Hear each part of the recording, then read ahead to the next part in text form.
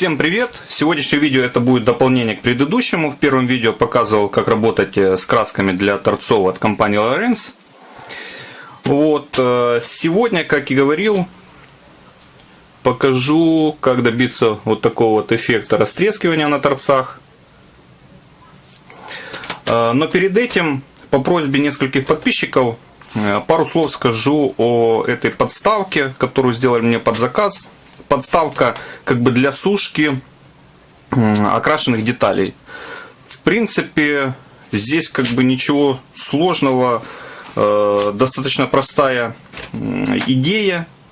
До этого использовал всякие вот такие вот зажимчики.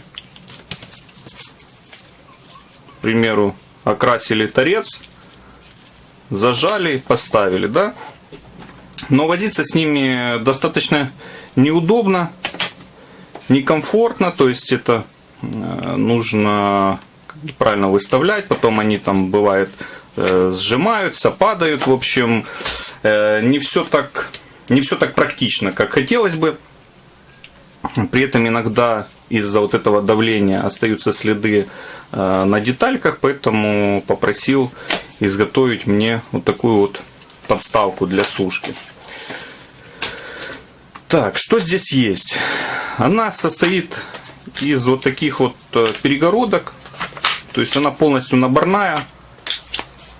Перегородки разной высоты, для того, чтобы можно было сушить детали тоже разной высоты. Здесь между этими перегородками расстояние 5 мм, то есть в принципе достаточно для, допустим, сушки склеенных деталей там из 3-4 слоев кожи, именно тонкой, да, или же, допустим, там ременную какую-то можно сушить. Если, допустим, этой ширины мало, то есть заготовка она сюда не проходит, мы можем одну перегородку убрать, и уже у нас будет пространство здесь больше.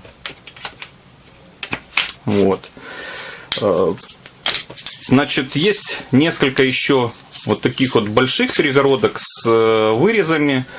Зачем я их использую и вообще какая мысль в них заложена. То есть мы ее можем, к примеру, поставить одну в начале, одну в конце, да, и сушить еще на втором уровне, к примеру, более длинные детали, те же ременные, к примеру, я не знаю, где там ремешки. Они более удлиненные, то есть можно сушить и здесь. При этом, если есть еще низкие какие-то вот такие вот детальки, там кармашки, к примеру, для кошельков, то их можно сушить как бы параллельно, то есть совместно с этими. То есть одни будут здесь на втором ярусе, и те, что поменьше, будут на первом.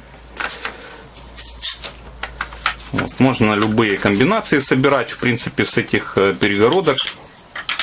Любые как бы использовать, в зависимости от того, какое изделие вы шьете. Изначально все рассчитывалось так, что вот здесь тоже в начале и в самом конце идут тоже перегородки, но я взял эти вот самые маленькие, здесь где-то 25 мм высота их, и еще сделал ножки. Мне показалось так более практично и удобно их использовать. Что здесь еще можно рассказать? Значит, длина 265 мм, ширина где-то 120. То есть при желании даже можно сушить в одном этом разъеме там, по 2 детали, к примеру. Легко. Если, допустим, деталь тонкая, то это тоже ничего страшного, они как бы хорошо здесь ставятся, не нужно их зажимать, ничего, то есть они нормально здесь фиксируются. В общем, с этой штуковиной, я думаю, все понятно.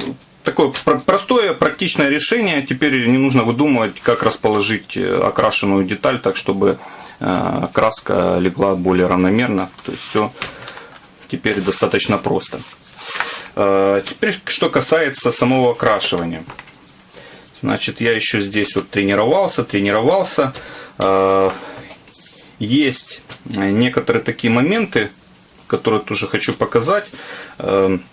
В зависимости от, я не знаю, от каких-то условий, то, что я вам говорил, что в ваших условиях может результат получаться немножко, допустим, там другим, не так, как у меня. Вот у меня, к примеру, на видео получалась вообще, ну, как бы гладкая поверхность, да. Потом я дальше практиковался, вот, окрашивал некоторые детали, и получается, что на некоторых, вот, ну, я не знаю, то ли от условий, допустим, зависит, все-таки есть такие незначительные, вот как видите, могут быть, появляться все-таки какие-то перепады, но линия идет не, там, допустим, не четко по центру, она как это чуть здесь, может зависит от ширины торца, от количества нанесенного, допустим, грунта, от количества нанесенной краски, не знаю, вот здесь вот смотрите, здесь вообще в идеал, допустим, все окрасилось с лаком. То есть нету никаких выемок, ничего. Вот. Здесь вот на тонкой коже 2 слоя, то же самое. В принципе, никаких нюансов, там, моментов не возникло, никаких этих впадинок, да. Здесь вот есть. Немножко можно просмотреть. Они не глубокие, но чуть-чуть как бы заметно. Это можно снять наждачной бумагой, можно в принципе не трогать. То есть оно как бы не критично, то, что получается. Но у кого есть желание, то это все можно дорабатывать. Вот. Значит, что я сделал? Я накрасил несколько образцов. Вот, несколько образцов для нанесения этого средства. Что нам дает, получается, эффект растрескивания? Это вот такой вот как бы полимер, да, эффект растрескивания от компании Lowrance. Он черный и очень жидкий. Когда его наносим, даем сохнуть, но сохнуть он должен подольше, это мое личное мнение, там не час, допустим, я на ночь оставлял, тогда он еще больше как бы растрескивается, да. И очень важно давать этому средству сохнуть самостоятельно, то есть не использовать различные сушки, фены и так далее. То есть это средство, оно должно самостоятельно как бы само сохнуть. У меня есть несколько образцов уже окрашенных. Вот, как та же, допустим, бабочка, да. Я вот мне 3 стороны окрасил. Нанесу еще сюда в качестве примера. Нанесу на широкие торцы. И потом покажу, как это все будет выглядеть. Перед нанесением немножко перемешал. И очень рекомендую всем все средства, краски, грунты, вот такие вот различные там полимеры, лаки, все перед нанесением немножко перемешивать. Вот. Потому что оно все равно как-то влияет на конечный результат. То есть что-то там у них усаживается в этих средствах, и это нужно поднимать. Вот. Наношу также, в принципе, как и краску.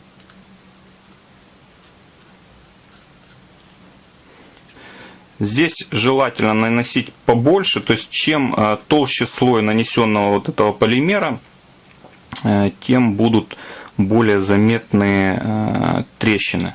То есть он больше как бы потрескается, сожмется там после высыхания. Так. Там много набрал.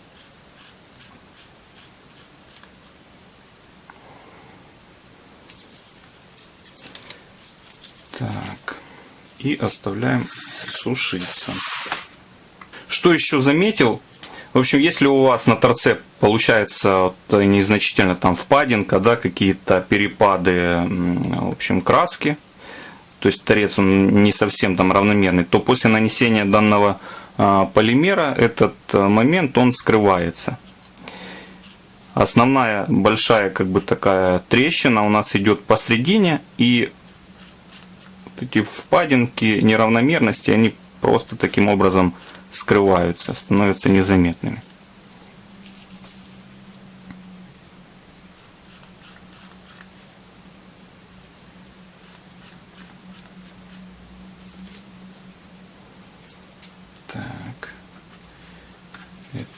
тоже есть. Давайте еще на красном еще попробуем.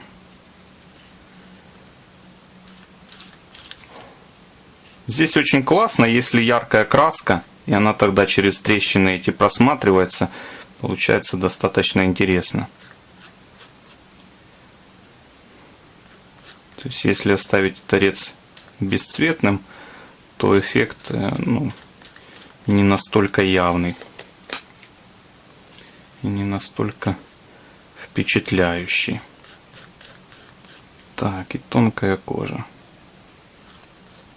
Здесь все чуть побыстрее.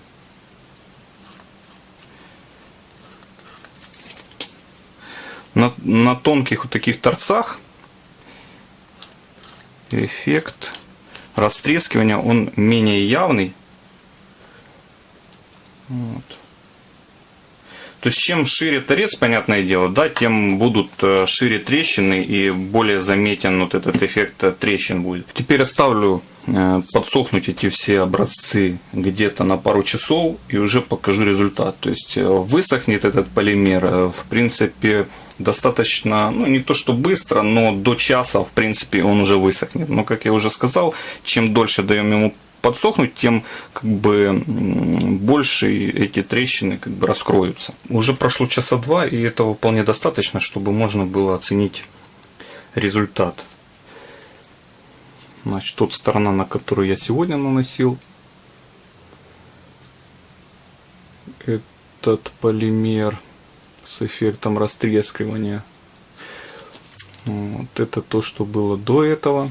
Значит, смотрите, в данном месте, вот в этой точке, получается, за счет того, что этот полимер он жидкий очень, он сюда вот немножко стекал, и здесь получается его большее количество вот нанесено. Из-за этого трещины такие более глубокие получились, чем, допустим, вот на другом торце, на этой же бабочке.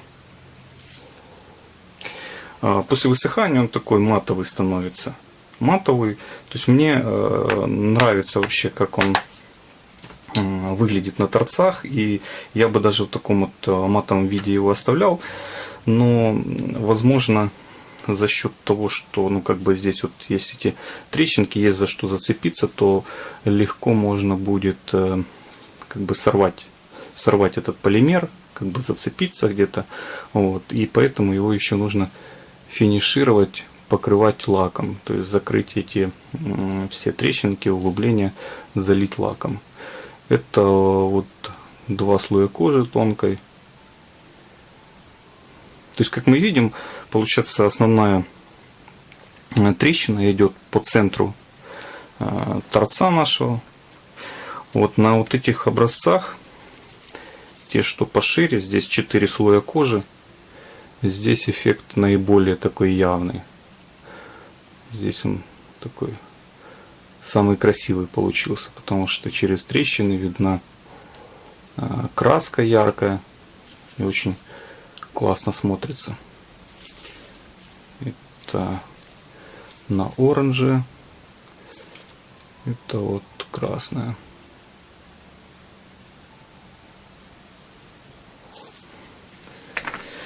Так, и в итоге еще нужно это все покрыть лаком. Я сейчас нанесу на вот эти вот образцы большие. Как и в предыдущем видео, лак наносим вот таким вот образом.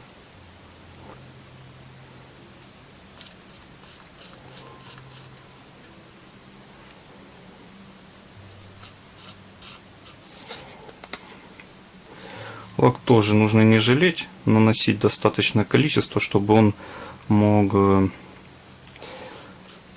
забить эти углубления, вот, и создать такое более-менее сплошное гладкое покрытие. Так вряд ли получится, конечно, он все равно впитается, немножко зайдет в эти поры, так скажем. Да, сразу, наверное, и на бабочку нанесу, чтобы показать, как такой вот торец будет красиво сочетаться с лаковой кожей.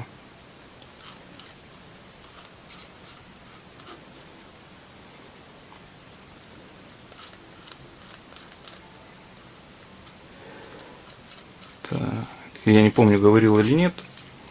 То есть уточнял у поставщика, значит, краски, вот эти Лоренц, их можно смешивать, комбинировать и получать какой-то оттенок, допустим, которого нету в палитре. То есть, к примеру, если у нас есть ярко-красный, его можно там, допустим, смешать с каким-то черным, к примеру, да, и сделать более темнее. Образцы подсохли, и теперь можно оценить всю красоту от подобной обработки. Значит, начнем вот с бабочки, лаковая кожа, и получаем такой лаковый торец с трещинами. Мне нравится такое сочетание. Вот можно посмотреть на матовую, не обработанную лаком поверхность и вот покрытая лаком. То есть есть трещинка. Понятное дело, что здесь торец не такой широкий. То есть трещины они тоже не очень широкие. И цвет он не сильно проявляется. Тут цвет краски, который под полимером. Вот. Он не сильно проявляется. Но в общем получается достаточно это все красиво. Хотя, как уже говорил, не все это оценили. И в комментариях тоже напишите, пожалуйста, свое мнение по поводу подобных вот эффектов. Вот здесь более явно это все видно. И, наверное, такой самый красивый торец получился на этом образце. Смотрите, как все просматривается. Все гладенько. Трещины. Вот они залиты лаком. Мне очень нравится такое. Просто что это как бы необычно. И, допустим, если изделие тоже какое-то нестандартное, то такие торцы его только ну, как бы усилят от него впечатление. Это вот с красной краской, но здесь трещины они как бы более уже, да, то есть не так сильно просматривается краска. Так. И вот тонкая кожа. Здесь основная трещина по центру, и остальные такие очень меленькие. Ну, если сравнивать, вот просто краска лаком, да, и этот торец с трещинами. На изгиб все как и с краской. Ничего с торцами не происходит. Тут на изгибе, если проверять, да, никаких там трещин, нигде ничего не отслаивается. Ну, по крайней мере, вот в первые как бы минуты, да, после использования. Дальше видно будет. То же самое на этом торце. Вот здесь вообще напряжение, 4 слоя кожи. И можно видеть, как ведут себя эти средства, уже нанесенные. По-моему, результат достоин внимания. А на бабочке, допустим, такие торцы, она никогда там особо не будет гнуться. То есть с ней особо ничего не будет происходить. Поэтому, я думаю, они прослужат достаточно долго. И хочу отметить, что это ни в коем случае не призыв к действию, не агитирую вас использовать подобные средства на своих изделиях. Я лишь демонстрирую те вот какие-то технологии, какие-то варианты возможные для обработки кожи, а уже ваше дело применять это в своей практике или не применять. Надеюсь, видео было полезным. Ставьте лайки, подписывайтесь и спасибо за просмотр.